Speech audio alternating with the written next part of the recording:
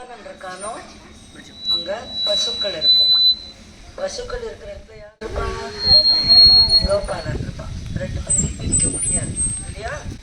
அவனுக்கு ரொம்ப பிடிச்ச விஷயம் பசுக்கள். அதனால இவெல்லாம் எனக்கு பேச சொல்ற, எனக்கு பேசுறதோட பாடுறதுக்கு ரொம்ப பிடிக்கும். உங்களெல்லாம் பாட வைக்கவும் எனக்கு பிடிக்கும்.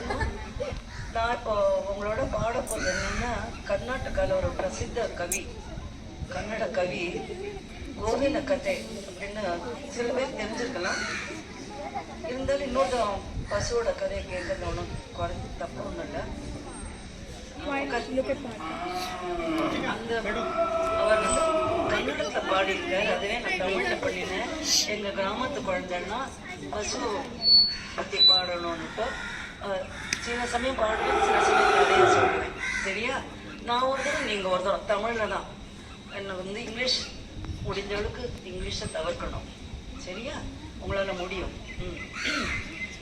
புகழும் பரதம் என்னும் புகழும் பரதம் என்னும் புண்ணிய பூமி தன்னில் வாழும் புண்ணிய பூமி தன்னில் வாழும் புகழும் தர்மம் போற்றும் புகழும் தர்மம் போற்றும் மக்களே கொஞ்சம் கேளுங்கள், மக்களே கொஞ்சம் கேளுங்கள்.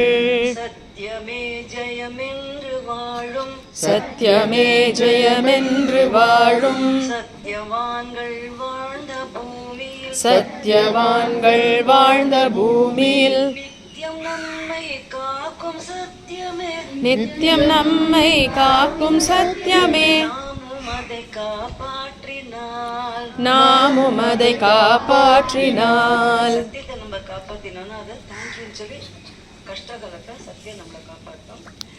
மனுஷாதான் சத்தியத்தை காப்பாற்றுவான்னு நம்ம ரொம்ப கர்வப்படுறோம். ஆனால் 5 அறிவு 4 அறிவு இருக்கிற பிராணிகளுக்கு கூட தர்மத்தை காப்பாற்றுறோங்கிற விஷயம் தெரியுங்கிறது இந்த புண்ணிய கோட்டிங்கிற ஒரு பசுவோட கதையில் மூலமாக இந்த கதை சொல்கிறாங்க. கோபியில் ஒரு இவன் இருந்தான். கண்ணா எனக்கு மைக்க கொடுத்து உங்களோட பேச சொல்லிட்டு இருக்கா. நீங்க பேசினா அப்புறம் என்ன அர்த்தம்? அந்த கோபி வந்து பசுக்கள் எல்லாம் வளர்த்து தக்கபடி காலங்கத்தால் எழுந்து முதல்ல அவன் முடிக்கிறது பசுக்களோட முகத்துல தான். அப்புறம் பசுக்களை பூஜை பண்ணி அது ஆகாரம் கொடுத்து பாலில் கறந்து அவளை குளிப்பாட்டி மேயத்தை வாங்குவான். இது தினமுமே நடக்கிற விஷயம். அவன் பாலை கறக்கிறதுக்கு முன்னால பசுக்களை சுற்றி கொஞ்சம் பில்லெல்லாம் மேய்ஞ்சுட்டு வந்தப்பறம் நல்லா ஹாப்பியாக பால் கொடுக்குங்கிறதுனால மேய விடுவான். அப்போ அவன் என்ன பண்ணுவான், என்ன சொல்லுவான் தெரியுமா? கங்கை வாவா கௌரி வாவா கங்கை வாவா கௌரி வாவா காமதேனோ நீயும் வாவா காமதேனோ நீயும் வாவா துங்கபத்ரே தாயும் வாவா துங்கபத்ரே தாயும் வாவா என்று கோபி கூவான் என்று கோபி கூவுவான். கோபி குரலை கேட்டு பசுக்களும் கோபி குரலை கேட்டு பசுக்களும் வேகமாக ஓடி வந்து வேகமாக ஓடி வந்து வைத்த பாத்திரம் எல்லாம் வழிய வைத்த பாத்திரம் எல்லாம் வழிய பாலை சுரந்து நிற்குமாம் பாலை சுரந்து நிற்குமாம். அவ்வளவு ஆசையா பசுக்கள் எல்லாம் வளர்த்துட்டு வரான். தினம் பசுக்களை மேய விடுவான். எல்லாம் போயிட்டு தானே திரும்பி வந்துடும். நமக்கு தான் புத்தி இருக்குன்னு நினைச்சுட்டு இருக்கோம். பசுக்கள்லாம் தன்னோட இடத்தையும் எஜமானனையும் மறக்கவே மறக்காது. அப்படி எல்லா பசுவும் போயிட்டு வரும். ஒரே ஒரு நாள் என்ன ஆச்சு, புண்ணிய கோட்டிங்கிற பசு சொன்னோம் இல்லையா, அந்த பசு வந்து நான் இன்னும் கொஞ்ச நேரம் மேய்ஞ்சிட்டு வரேன், அந்த பக்கம் இன்னும் நிறைய புல் இருக்கு, நான் மேய்ஞ்சிட்டு வரேன் அப்படின்னு சொன்னான். மற்ற பசுக்கள்லாம் சொல்லிட்டோம், வேண்டாம் வேண்டாம் நீ அங்கெல்லாம் போகாத, அங்கே காட்டு மிருகங்கள்லாம் இருக்கும், நம்மளை அடிச்சு தின்னுடும், நம்ம கோபி நமக்காக காத்துன்னு இருப்பார், நம்ம எல்லாம் திரும்பி போகலாம் அப்படின்னு சொன்னா அந்த புண்ணிய கோட்டி பசு கேட்கலையா, உங்களுக்கு வேணும்னு நீங்கள் போங்க, நான் கொஞ்சம் பில்லு மேய்ஞ்சிட்டு வரேன்னு சொல்லிட்டு போச்சான். எல்லா மாடும் அவ தலையெழுத்துட்டும் எல்லா மாடும் திருப்பி வீட்டுக்கு வந்துதான். புண்ணிய கோட்டி பசு மாத்திரம் இன்னும் கொஞ்சம் நேரம் மேய்ஞ்சி மேய்ஞ்சுட்டே இருந்துச்சு, இருட்டி போச்சான். அந்த சமயம் பார்த்து ரொம்ப நாளாக ஒரு நல்ல பசுவை அடித்து சாப்பிடணுன்னுட்டு ஒரு புலி காத்துட்டு இருந்ததான். அந்த புலி என்ன பண்ணித்தான், இதுதான் சரியான சமயம், எல்லா மாடும் ஒரு கச்சை பண்ணா மாடு புலியை விரட்டிடும் இல்லையா. அந்த யாருமே இல்லாம இந்த ஒரே பசு இருக்கச்ச அந்த புலி வந்து இந்த புண்ணியக்கோட்டி பசுவை சாப்பிட வந்ததான். பார்த்தோன்னே புண்ணியக்கோட்டி பயந்து போயிட்டான். எதுக்கு நீ இவ்வளவு வேகமா வர, உன்னை பார்த்தா பயமா இருக்கு, பின்ன நான் உன்னை சாப்பிட தானே வந்திருக்கேன், அப்படியே நீ என்னை சாப்பிட போறியா? ஆமா, எனக்கு ரொம்ப பசி, ரொம்ப நாளா நான் பட்னியா இருக்கேன், உன்னை நான் அடிச்சு சாப்பிட போறேன். நல்லதுதான், பசிக்கிறவளுக்கு உணவு கொடுக்கணுங்கிறது நல்ல விஷயம்தான். ஆனா என் குழந்தை எனக்காக அங்க பால் காத்துட்டு இருக்கோம், நான் ஓடி போய் பாலை கொடுத்துட்டு வந்துடுறேன்னு அப்படின்னு புண்ணியக்கோட்டி சொல்லித்தான். அப்போ அது புலி சொல்லித்தான், அதெல்லாம் ஒன்னால நம்ப முடியாது, எனக்கு ரொம்ப பசி தாங்கலை, நான் உன்னை அடிச்சு சாப்பிட்றேன், சத்தியம் பண்றேன், என் உடம்புல 30 கோடி தேவர்களும் இருக்கா, லக்ஷ்மி, விஷ்ணு, சரஸ்வதி, பார்வதி அப்படின்னு எல்லா தெய்வங்களும் இருக்க, 4 காலும் 4 வேதத்துக்கு சமானம். நான் பொய் பேசுறேன்னா என்னை நம்ப, நான் சத்தியம் பண்றேன், நான் திரும்பி வந்துடுவேன். சரி, இந்த புலிக்கு தோணித்தாமா, இந்த பசு இவ்வளவு சொல்லச்சு அதை நம்பணும் சொல்லி, சரி சீக்கிரமா போயிட்டா, நான் காத்துட்டு இருக்கேன். அப்போ அங்க எல்லா பசுவும் கோபி எல்லாரும் காத்துட்டு இருக்கா, புண்ணியக்கோட்டி வரலன்னு ஒண்ணு. புண்ணியக்கோட்டியோட குழந்தை வந்து கத்தின்ண்டே இருக்கான், அம்மா வரலையே, பால் கொடுக்கலன்னா. அவமாட்ட தானே அதை பால் சாப்பிடும், மற்ற அம்மாட்ட அது பால், மற்ற அம்மாவோட பால் கொடுக்காது, தன் குழந்தைக்கு தான் கொடுக்குமா, இயற்கை இது.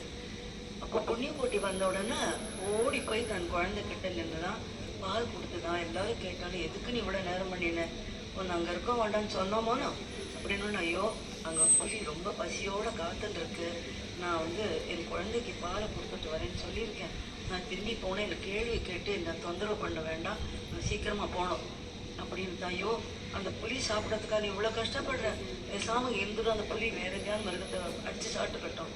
அதெல்லாம் கிடையாது, நான் சத்தியம் பண்ணிட்டு வந்திருக்கேன், நான் போகத்தான் வேணும். ஆனா ஒன்னே ஒண்ணு, என் குழந்தைய நீங்க பாத்துக்கோங்க.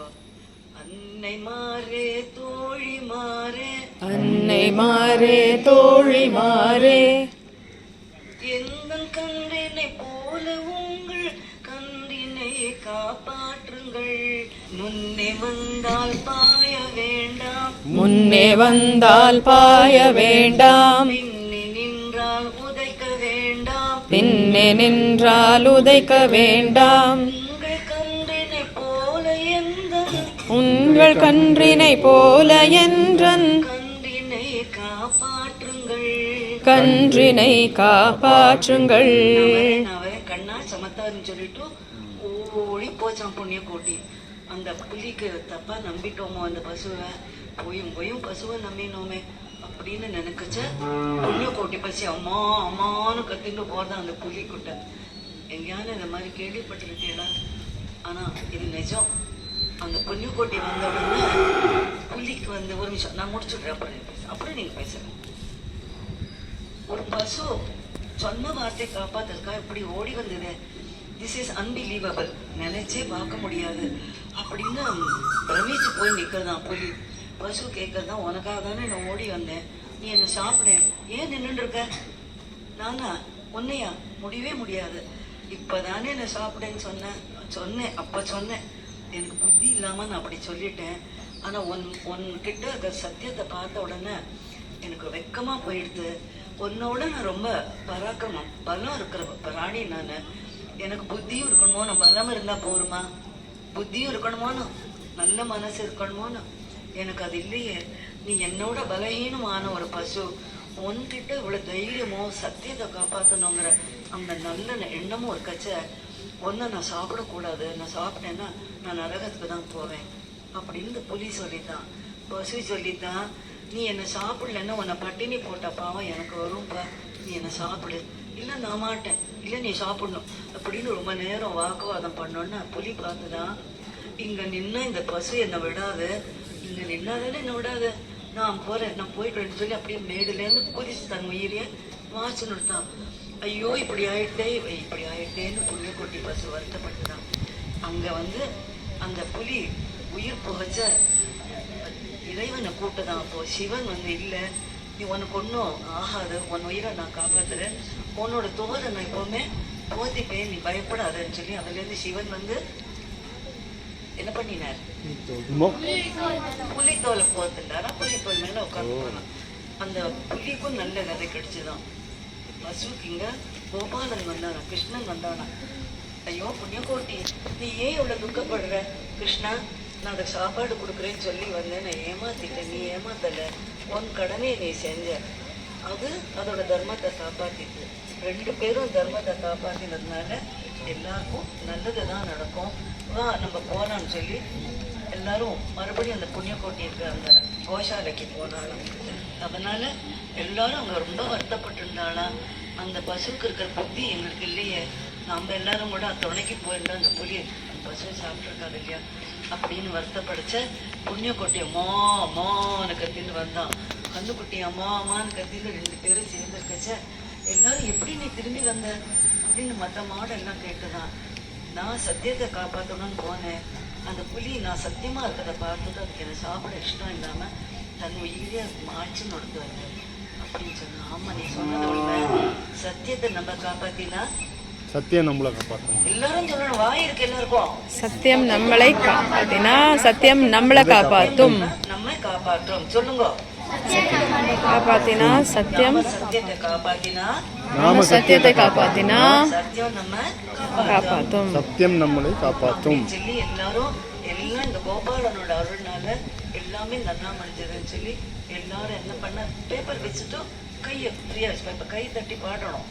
கோபாலா கோபாலா கை தட்டி. கோபாலா கோபாலா கோகுல நந்தன கோபாலா கோகுல நந்தன கோபாலா கோவர்தனுதர கோபாலா கோவர்தனுதர கோபாலா கோபாலா கோபாலா கோபாலா கோபாலா கோகுல நந்தன கோபாலா கோகுல நந்தன கோபாலா கோகுல நந்தன கோபாலா கோகுல நந்தன கோபாலா. பிருந்தாவன விஹாரநாதகி ஜெய். இவ்வளவு குழந்தைகள் இருக்க குரலே வரல. இன்னும் ஒரே தடவை சொல்லுங்க. போலோ பிருந்தாவன விஹாரநாதகி ஜெய். அப்படி பிருந்தாவனத்தை போய் கேட்கணும். இன்னும் குரல் கேட்குறதுன்னு கண்ணன் காதல் நீட்டி கேட்பான். இன்னொரு தரம் போலோ பிருந்தாவன விஹாரநாதகி அப்படி. இந்த கதை வந்து உங்க ஸ்கூல்லயோ உங்க ஃப்ரெண்டோட பிறந்த நாளுக்கோ இந்த டிராமாவை போட்டு கிஃப்ட் கொடுங்க. Don't give things. Things will perish but good thoughts will never perish. சரிதானே சொல்றது? ரொம்ப சந்தோஷம் இவ்வளவு அமைதியா நீங்க கேட்டதுக்கு. இது பெருமாள் இடம், கோபாலனோட இடம். அவன் வந்து தினம் பசுக்களை வந்து சுத்தி பார்த்து தடவி கொடுத்துட்டு போவான். அப்புறம் பசுக்களை நல்லா பால் கொடுப்போம். உடம்பு வந்தா டாக்டரை கூப்பிட்டு பசு மாடெல்லாம் பார்த்துப்பான். அப்போ நாம என்ன செய்யணும் அப்படின்னு உங்களுக்கு தோணும். உங்க வீட்டு பக்கத்துல ஏதான பசுவோ அந்த மாதிரி கோசாலை இருக்கோ, நீங்க அங்க போய் அந்த இவாள்லாம் செய்யற மாதிரி கோ சேவா பண்ணணும். ஏன்னா இப்ப நம்ம வாழ்ற இடத்துல பசுக்களை வச்சுக்க முடியாது.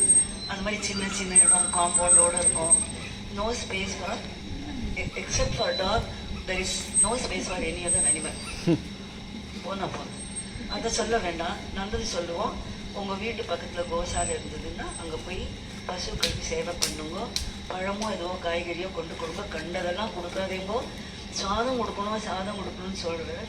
ஆனா பசுக்களோட உடம்பு பயாலஜிக்கல் கண்டிஷன் என்னன்னா, அதுகளுக்கு 4 வயது இருந்தாலும் அதுகள் ஜீரணிக்கக்கூடிய விஷயங்கள் கீரையும் பில்லும் வாழைப்பழங்களும் காய்கறிகளும் தான். சாதம் கொடுக்குறேன்னு சொன்னா பசுக்களுக்கு பித்தம் ஏற்பட்டு அந்த நாளே பசுக்களோட வயல் வெடிச்சு செத்து போயிடுறது. நம்ம கோவில்லயே 2-3 பசுக்கள் அப்படி செத்து போயிடுது. அதனால நிறைய சாதம் எல்லாம் கொடுக்காதேங்க. ஒரு சும்மா ஆசைக்கு துளி கொடுங்க. பழசெல்லாம் நிறைய பழசெல்லாம் கொடுக்காதேங்க. நம்ம மாதிரிதான் உடம்பு, அதுகளுக்கு நம்ம மாதிரிதான் உடம்பு. தெய்வமே ஆனாலும் உடம்பு it's a physical body. It has its plus and minus. அதனால நீங்க குழந்தைகள் தானே, எங்களுக்கு இதெல்லாம் தெரியாதுன்னு இனிமேல் நீங்க யாரும் சொல்லக்கூடாது. பசுக்களுக்கு எல்லாருக்குமே அவ சாப்பிட சாப்பாடு தான் கொடுக்கணும். புலி கிட்ட பில்லு கொடுத்தா புலி சாப்பிடுவோம். பசுக்கிட்ட மாம்சம் கொடுத்தா அதை சாப்பிடுவோம். நாய் அதோட சாப்பிடும். பூனை அதோட ஆகாரத்தை தான் சாப்பிடும். அதனால யார் யாருக்கு எந்த உணவோ அந்தந்த உணவு கொடுத்தாதான் அவள் சாப்பிட முடியும், சந்தோஷமா இருக்க முடியும், வாழ்த்துவாங்க. பசுக்களுக்கு புல்லு வாங்கி கொடுங்கோ, இல்லைன்னா அவத்தி கீரை வாங்கி கொடுங்கோ, உங்களால் இயன்ற தொண்டு செய்யுங்கோ. நம்ம மாதிரியே பசுக்களும் பெரியவாள்லாம் சொல்லுவா, எத்தனையோ ஜென்மங்கள் எடுத்தாலும் பசுவாக பிறந்துட்டு தான் மனுஷனாக பிறக்கிறோம். மனுஷனுக்கு இந்த ஜென்மம் அடுத்த ஜென்மம் பசு. த ஹையர் ஜென்மம் இஸ் மனுஷ ஜென்மம், த நெக்ஸ்ட் லோவர் ஜென்மம் இஸ் பசுக்கள். அதுக்கப்புறம் தான் நம்ம பண்ண கர்மாக்கள் மாதிரி நம்ம எதுவாக பிறக்கிறோம், என்னவா பிறந்தோம் கூட நமக்கு தெரியாது. அதனால நல்ல ஜென்மம் எடுக்கணுமா. ஆனால் பசுக்களை பாதுகாக்கிற அறிவு அந்த மனுஷ பிறகு நல்ல பிறகு வேணும்னு வேண்டிட்டு சரியா. எல்லாரும் சொல்லுங்க, கோதா கோவிந்தா.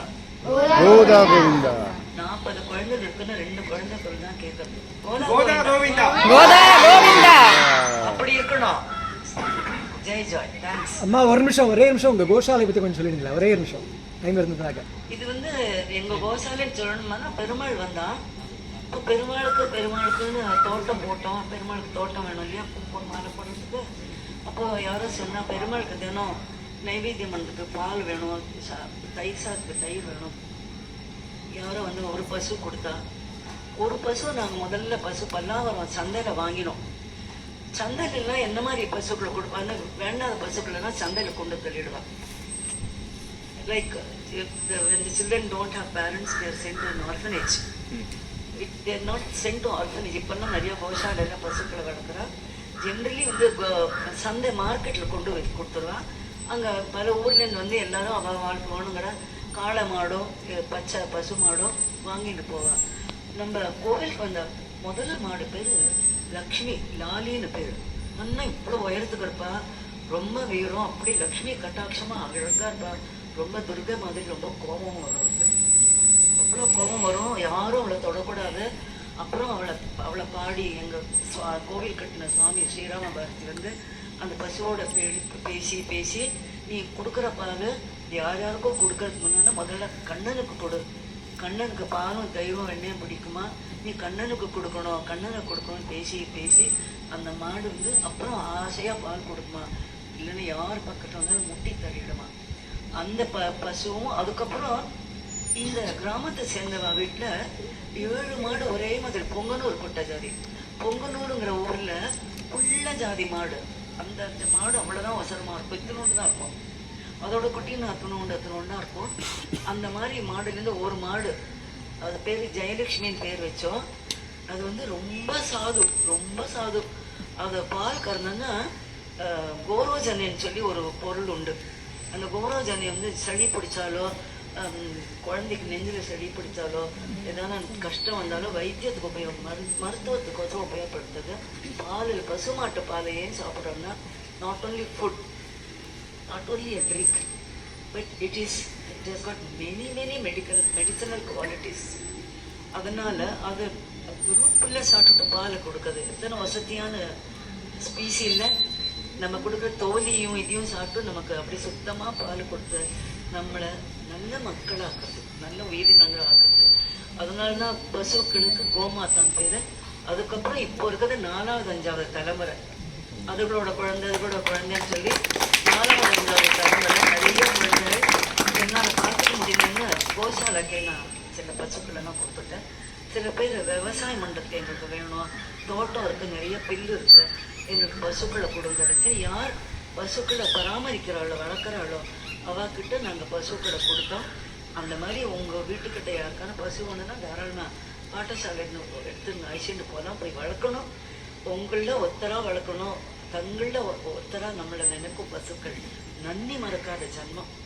இந்த மாதிரி பகவானோட சிருஷ்டியில் அற்புதம் ஏதாவது ஒன்று இருக்குன்னா அது பசுக்கள் தான். அதனால நம்ம வணங்கி இருக்கணும். கோமாதா பார்த்தா போ அப்படி நாய் விரட்டுற மாதிரி எல்லாம் விரட்டக்கூடாது. அவ தாயார், அம்மா, பால் கொடுக்குறாளோன்னா அம்மா இல்லையா. அதனால கொஞ்சம் கூட மனசுல கோபம், தாபம், குரோதம், யார் மேலேயும் குரோதம் இருக்கக்கூடாது. நம்மளை விட தாழ்ந்தவன் மேல நிச்சயமா கோபம் இருக்கக்கூடாது. நம்மளை விட தாழ்ந்த ஜீவராசிகள் மேல நமக்கு அன்புதான் இருக்கணுமே தவிர என்ன இருக்கக்கூடாது, என்ன இருக்கணும், அன்பு இருக்கணும். சரியா? இந்த தனியும் எனக்கு சொல்லி கொடுத்தது பசுக்கள் தான். இன்னும் எனக்கு 5 நிமிஷம் கொடுத்தேன்னா எதுக்கு அப்படின்னு நான் சொல்லிடுறேன். ஒரு ரிஷிகள் காலத்துல ஒரு ரிஷி இருந்தாராம், ஜாபால மகரிஷின்ட்டு. அவர் எல்லாருக்குமே ஒரு பலகீனமான காலம் வரைச்ச தப்பு பண்றாங்கிறதுல ஒரு மாடு மேய்க்கிற எண்ணத்தை சேர்ந்த ஒரு பொண்ணை கல்யாணம் பண்ணி விடுறாரு. கல்யாணம் பண்ணிட்டு தபஸ் பண்ண போறேன்ட்டு ஒரு பிள்ளைய பெற்று கொடுத்துட்டு அவர் தபஸ் பண்ண போயிடுறார். இந்த பொண்ணு அந்த பிள்ளைய வளர்த்துலேயே வரா. படிக்கிற காலம் வரைக்கும் உங்களை பள்ளிக்கூடத்தை சேர்க்கிற மாதிரி அவன் அம்மா அவ என்னவே ஆனாலும் நல்ல பொம்மநாட்டியவர், நல்ல பெண்ணு. அவ தன் பிள்ளைய நல்ல பாடசாலையில் சேர்க்கணும். ஆனா இவன் இவன் இவன் இவன் ஒரு ரிஷி குலத்தை சேராத ஒரு பொண்ணுக்கும் பிறந்த குழந்தையா இருந்தனால குருகுலத்தை இவனை சேர்த்துப்பாளா அப்படின்னு ஒரு சந்தேகமும் பயமும் இருந்தது. இருந்தாலும் அவ அப்பாவோட குணம் அவன்கிட்ட இருக்கிறதுனால, அந்த ரிஷி குணம் இருக்கிறதுனால கொண்டு போய் போகணும். அந்த குரு ஐசிந்தா பாடணும், பள்ளிக்கூடத்தை சேர்க்கணும், பாடசாலை கழிச்சு போறா. முதல் நாள் வந்தோடனே எல்லா டீச்சர்ஸ் என்ன, உன் பேர் என்ன, வாட் இஸ் யுவர் நேம் கேட்குற மாதிரி அந்த ரிஷியும் எல்லா குழந்தைகிட்டும் கேட்டுட்டு இவன் சொல்றான், இந்த பிள்ளை சொல்றான், என் பேரு சத்யகாமா ஜாபாலன். என்ன ஜாபாலி, ஏன் அப்படின்னு கேட்டா, எங்க அப்பா ஒரு மகரிஷி, எங்க அம்மா மகரிஷி குலத்தை சேரலைன்னா கூட ரொம்ப நல்லவ. அவள் வளர்த்ததுனால இன்னைக்கு நான் இந்த குருகுலத்துல வந்திருக்கேன். சத்தியமே சொல்லணும்னு எங்க அம்மா சொல்லி கொடுத்துருக்கா, அதனால நான் இந்த குருகுலத்துக்கு வந்திருக்கேன். நீங்க என்னை சிஷ்யனை ஏத்துக்கணும் அப்படின்னு உடனே அந்த எனக்கு ரொம்ப சந்தோஷமா போயிடுறான். இவ்வளவு சத்தியமா பேசினா கட்டாயமா நல்ல குழந்தையா தான் இருக்கணும் அப்படின்னு அவன் குருகுலத்தை சேர்த்து விடுறாரு. எல்லா பிள்ளைகளுக்கும் வேதம் சொல்லி கொடுத்து எல்லாம் சொல்லி கொடுத்து இந்த சத்யகாமா ஜாபாலியை மாத்திரம் காடுக்கு அனுப்புறாரு. ஏன்னா ஒன்று நான் எல்லாருக்கும் சொல்லி கொடுக்காம ஏபிசிடி சொல்லி தர போகிறது அவனுக்கு. ஒன்று நான் 4 பசுவோட ஒன்று அனுப்ப போறேன். இந்த 4 பசுவை 8 பசுவா 8 × 8 64 இன்ட்டு அந்த மாதிரி மல்டிப்ளை பண்ணி நீ வரைச்சு நிறைய பசுக்களோட வரணும். இதுதான் நான் உனக்கு கொடுக்கக்கூடிய பாடம் சொன்னோன்னு அவர் சொன்னா சரியாதான் இருக்கும்னு அந்த 4 மாடு அழிச்சிட்டு போறான். போய் இந்த பசுக்களோட இருந்து பழகி அவன் இன்னும் 8 மாடு ஆகுது. 8 16 8 அந்த மாதிரி கணக்கு 24 32 மல்டிப்ளை பண்ணிட்டு போனா எவ்வளவோ அவ்வளோ ஆகுது. நிறைய பசு அவனோடனே ஒரு பசு பேச ஆரம்பிக்கிறது. சத்யகாமா அப்படின்னு குரல் கேட்குறது. யாரும் பார்த்து யாரும் இல்லை, நான் தான் பேசினேன். பசுவை நீயா பேசின?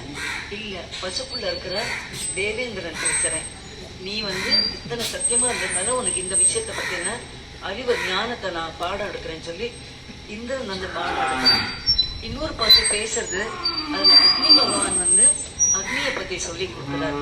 இந்த மாதிரி பஞ்சபூதங்களும் எல்லா தேவர்களும் அந்த பசுக்கள் ரூபத்துல இவனுக்கு வேதம் எல்லாம் சொல்லி கொடுத்து வேதத்தை சொன்ன விஷயங்களை சொல்லி கொடுத்து அவன் அவ்வளவு தேஜஸோட குருகுலத்துக்கு வந்த உடனே எல்லாரும் ஆச்சரியப்பட்டு நிற்கிறான். ஐயோ, துணி கிழிஞ்சு சாப்பாடு இல்லாம பட்டினியா அவன் வரப்போறான்னு பார்த்தா இவ்வளவு தேஜஸோட அவன் வந்திருக்கானே, என்ன ஆச்சரியம். அவன் குரு சொல்ற, நீ இப்படி வருவேன்னு எனக்கு தெரியும், உன்னோட அனுபவத்தை சொல்லு அப்படின்னு உடனே பசுக்களோடய போனேன். என்ன பசுக்கள் எங்க போய் உட்காந்துக்கிறதோ அதுதான் அவன் உட்காந்துக்கிற இடம் தெரிஞ்சுங்க. என்ன சாப்பிட்றதோ அதுதான் அவன் சாப்பிட்ற ஆகாரம் தெரிஞ்சுங்க. அப்புறம் எப்படி வித்தியாசன்னு பார்த்து நான் அவளோட எப்படி வித்தியாசங்க இப்படின்னு ஒரு லைஃப் டைம் நாலேஜ். ஒரு ஸ்கூல்ல நீங்க 12 வருஷம் கத்துக்கிறத சத்யகாமா ஜாபாலி சில வருஷங்கள்லயே மாடு மேய்ச்சி பசுக்களை மேய்ச்சதுனால கத்துண்டான். இது பொய் கதை கிடையாது. என்ன வேலை பண்ணாலும் அந்த வேலைக்கு உண்டான நாலேஜ் இருந்தாங்க வழியா நம்ம அந்த வேலை பண்ண முடியாது. என்ன தொழில் வேணும் எடுத்துக்கோ. அதனால எந்த தொழிலும் சின்னது இல்லை, எந்த தொழிலும் பெருசா கிடையாது. யாரும் சின்னவா கிடையாது, யாரும் வசதி தாழ்த்தியெல்லாம் கிடையாது.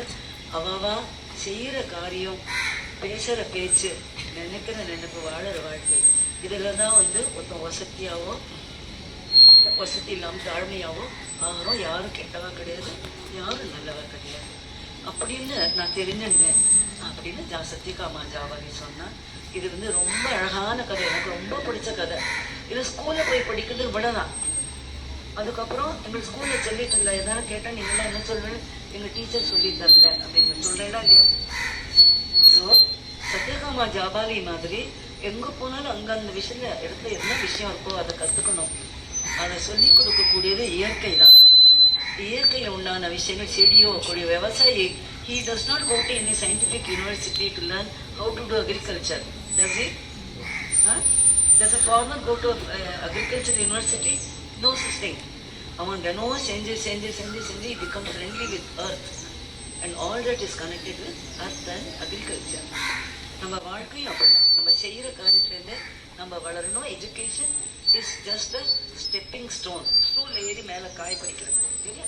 ஐ will finish. Thank you for everything. But இதெல்லாம் சொல்லியே ஆகணும். இதை சொன்னதுனால நான் சொல்கிறேன். இதெல்லாம் நீங்கள் வேற ஏதாவது இப்போ எல்லாருக்கும் முடிச்சு become better. No, sit down please. நீங்கள் தெரிஞ்ச பல்லாண்டு பல்லாண்டு பல்லாயிரத்தாண்டு பல கோடி நூறாயிரம் மல்லாண்டதின் தோள் மணிவண்ண உன் சேவடி செவ்வி திருக்காப்பு. பல்லாண்டு பல்லாண்டு பல்லாயிரத்தாண்டு பல கோடி நூறாயிரம் மல்லாண்டதின் தோள் மணிவண்ண உன் சேவடி செவ்வி திருக்காப்பு.